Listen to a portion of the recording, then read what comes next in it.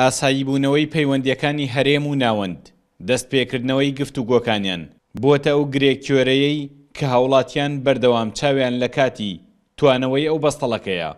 ئەندامێکی ئەنجومەنی نوێنەران دەڵێت حکوومەتی ناوەند مەرجی زیاتری خستووەتە سەر هەرێم.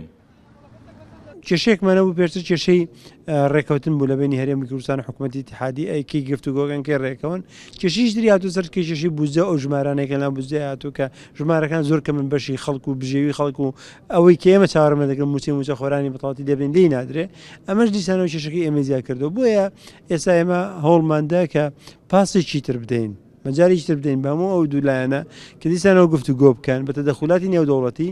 ئێمە هاتین پرۆژەی بودجەکەمان نەمانێش خوێنەوەی یەکەمین بۆ بکرێ بۆ وەکێ گفتوگۆ بکەن چونکە خوێنەوەی یەکەمین بۆ کرا تعدیلکردنی ژمارەکان مستەحیل دەبێت.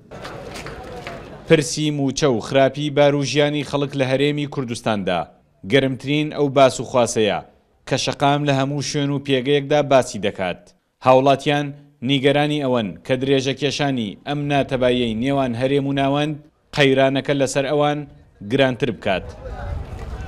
ڕۆژ لە ڕۆژ قەیرانەکانی هەرێم ڕوو لە زیاد بووندایە بژێوی خەڵک ڕۆژ لە ڕۆژ لە خراپە بووندایە بۆیە پێویستە حکوومەتی هەرێم بەجددی هەوڵ لەوە بدات کە میکانیزمی ئالەتێکی گفتوگۆ لەگەڵ بەغا ساز بکات بێ ئەوەی بیر لە مناورێکی سیاسی درێژخایان بکاتەوە کە هەرگیز لە بەرژەوەندی کورد نییە. بۆیە داوا لە حکوومەتی هەرێمی کوردستانەکەی نەگەر هات و خۆی ناتوانێت بژێوی و چارەسەری بژێوی خەڵکی کوردستان چارەسەر بکات هەرچی زووە هەوڵ بدات بگەڕێتەوە بۆ بەغداد بۆ ئەوەی بتوانێت ژیانی خەڵک تا ڕادەیەک ئاساییبوونەوەی پێوە دیار بێت.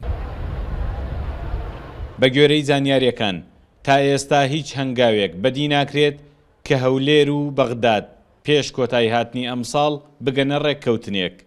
بەردەوامبوونی ئەم ڕەوشەش دڵە ڕاوکەی موچەخۆر و دانیشتوانی هەرێمی زیاتر کردووە.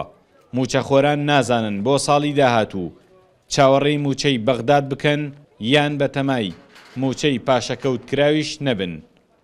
سامان کەریم، کوردسات نیوز، کفری.